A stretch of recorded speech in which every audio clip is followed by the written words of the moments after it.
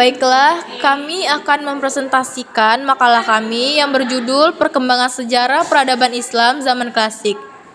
Perkembangan peradaban Islam pada periode klasik dimulai dari masa Rasulullah hingga jatuhnya pemerintahan Bani Abbas di Baghdad.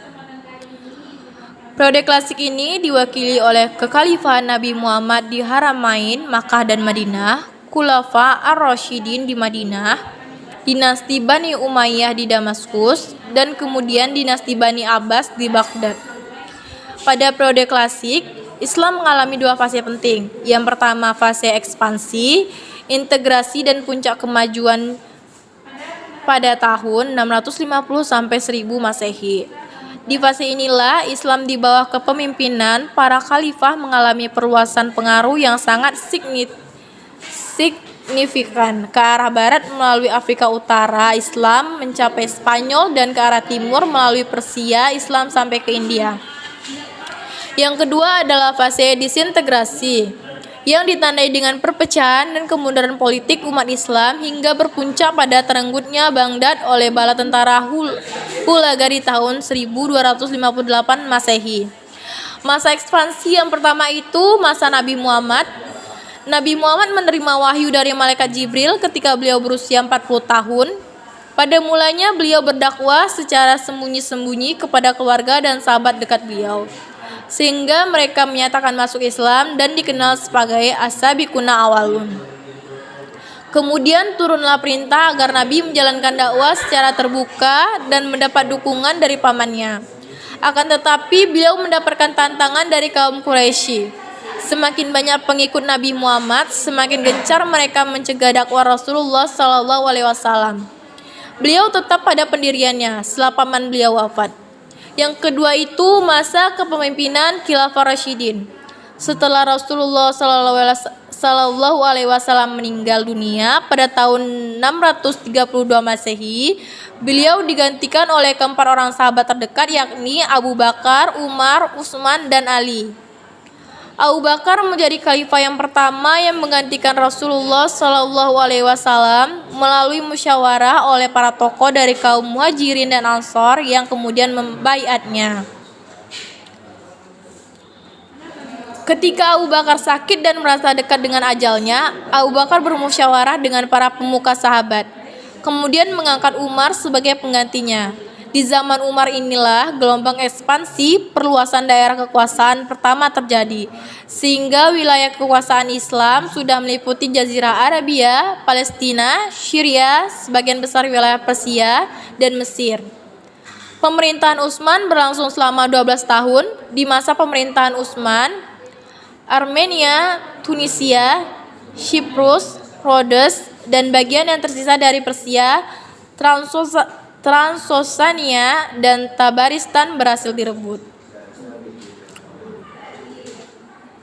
Setelah Utsman wafat, masyarakat beramai-ramai membaiat Ali.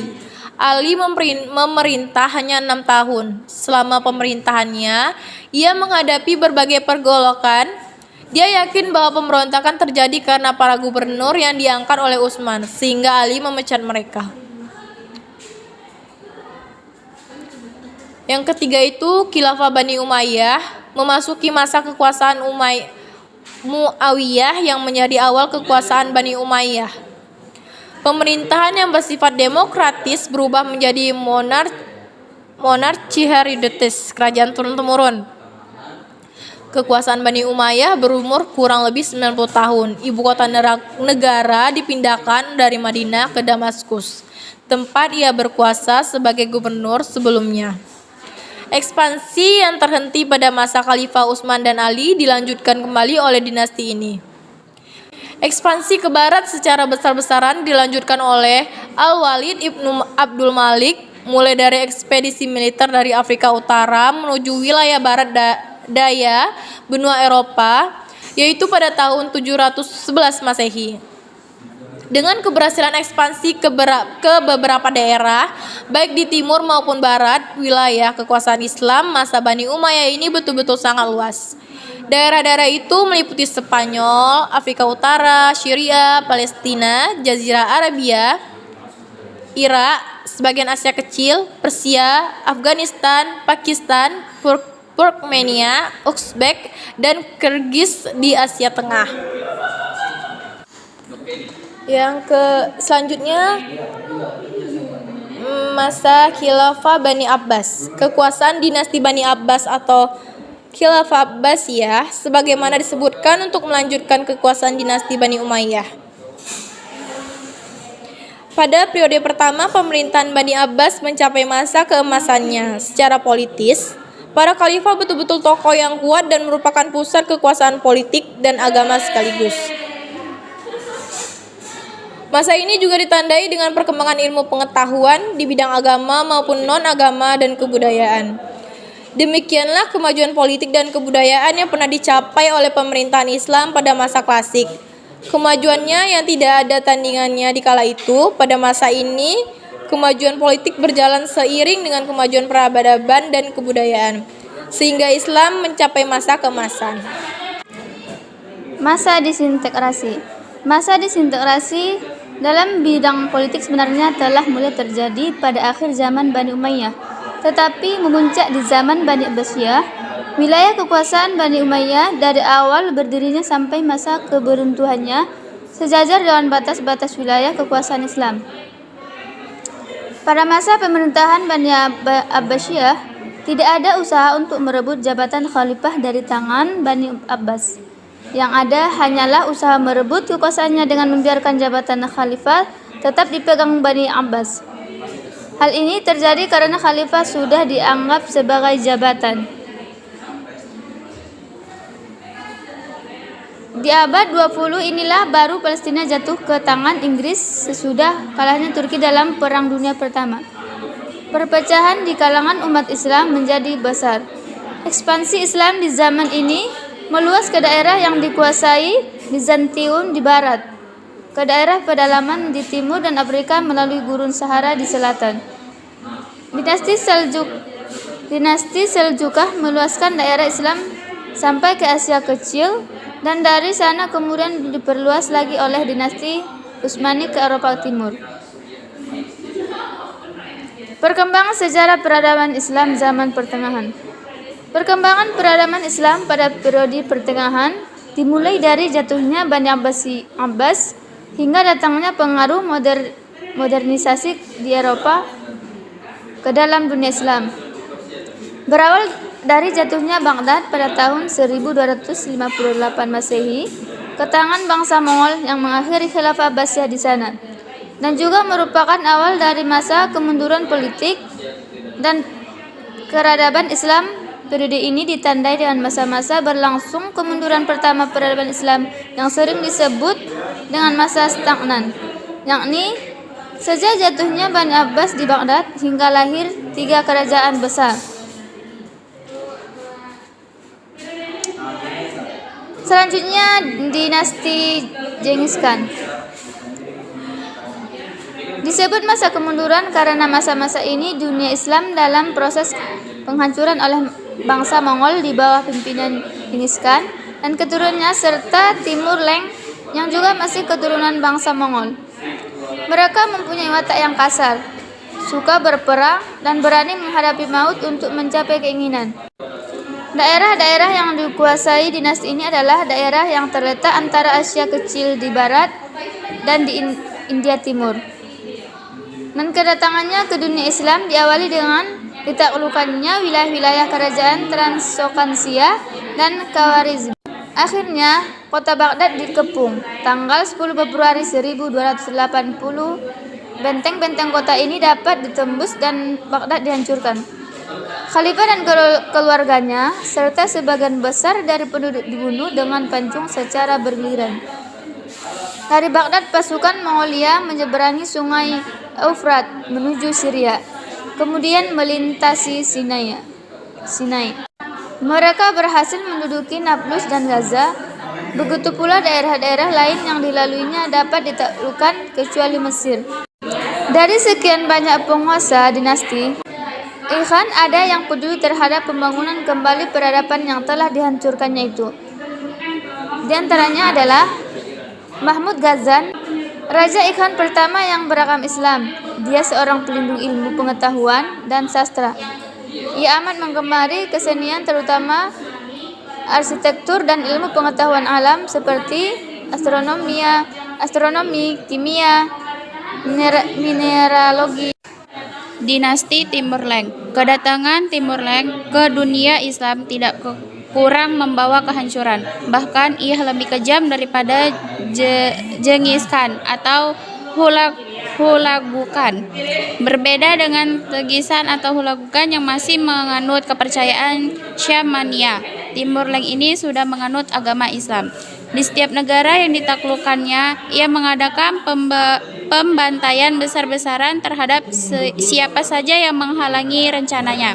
Misalnya di Afghanistan, ia membangun menara yang disusun dari 2.000 mayat yang dibalut dengan batu dan tanah liat. 3 hari lamanya, Aleppo dihancur leburkan. Kepala dari 20.000 penduduk dibuat piramid setinggi 10 hasta dan dikelilingnya 20 hasta dengan wajah mayat menghadap keluar. Di mayat-mayat tersebut ia membuat 120 menara sebagai tanda kemenangan. Timur Leng berambisi juga untuk menguasai kerajaan Utsmani di Turki, karena kerajaan ini banyak menguasai daerah-daerah bekas imperium. Tepatnya tahun 1404 Masehi dan mayatnya dibawa ke Samarkand. Sekalipun Timur Leng ini terkenal sangat ganas dan kejam, tetapi ia sempat memperhatikan pengembangan Islam. Konon ia menganut Syiah yang taat dan menyukai tarekat Naqsyabandiyah, kaum maklum di Mesir. Satu-satunya penguasa Islam yang dapat memukul mundur tentara Mongolia. Ia tentara Mamalik yang saat itu sedang berkuasa di Mesir di bawah pimpinan Sultan Baybars. Sebagai sultan yang terbesar dan termasyhur serta dipandang sebagai pembangun hakiki dinasti Mamalik di Mesir. Dinasti ini juga dapat melumpuhkan tentara salib di sepanjang Laut Tengah. Dalam bidang ekonomi, ia membuka hubungan dagang dengan Perancis dan Italia, terutama setelah kejatuhan Baghdad oleh tentara Timur Leng, membuat Kairo menjadi kota yang sangat penting dan menghubungkan jalur perdagangan antara Laut Merah dan Laut Tengah dengan Eropa. Karena itu, ilmu-ilmu banyak berkembang di Mesir, seperti sejarah kedokteran, astronomi, matematika, dan ilmu agama. Demikian pula dalam bidang arsitektur. Mereka membangun bangunan yang megah seperti sekolah-sekolah, masjid, rumah sakit. Selanjutnya yaitu Spanyol. Pada abad pertengahan ini, Islam hanya berkuasa di daerah Granada di bawah dinasti Bani Ahwar yang merupakan kekuatan Islam terakhir di Spanyol setelah kurang lebih 7 abad setengah lamanya menguasai wilayah kota ini. Hal ini disebabkan karena terjadinya perpecahan di antara umat Islam, terutama orang-orang istana, dalam memperebutkan kekuasaan. Dengan demikian, berakhirlah kekuasaan Islam di Spanyol.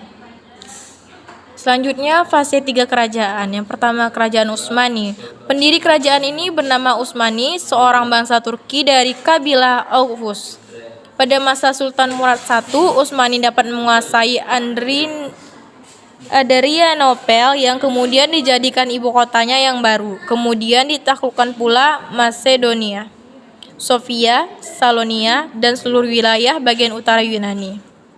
Namun Sultan Bayazid I, pengganti Murad I, dapat menghancurkan pasukan sekutu Kristen Eropa tersebut. Dengan ditawannya Bayazid I, ini kerajaan Utsmani mengalami kemunduran sampai diselamatkan kembali oleh putranya Muhammad dan dilanjutkan oleh Murad II, lalu oleh Muhammad II yang dikenal dengan Muhammad Al-Fatih. Untuk mengatur pemerintahan negara, disusunlah sebuah kitab undang-undang kanun yang diberi nama Muttaka al-Abkhur yang menjadi pegangan hukum bagi kerajaan Utsmani sampai datangnya reformasi pada abad ke-19. Bidang militer adalah terbentuknya kelompok militer baru yang disebut pasukan Janissary atau Inqis Syariah. Dalam bidang keagamaan, perhatian Sultan cukup besar. Fatwa-fatwa ulama sangat berperan dalam mengambil kebijakan negara. Selanjutnya, kerajaan Safawi di Persia.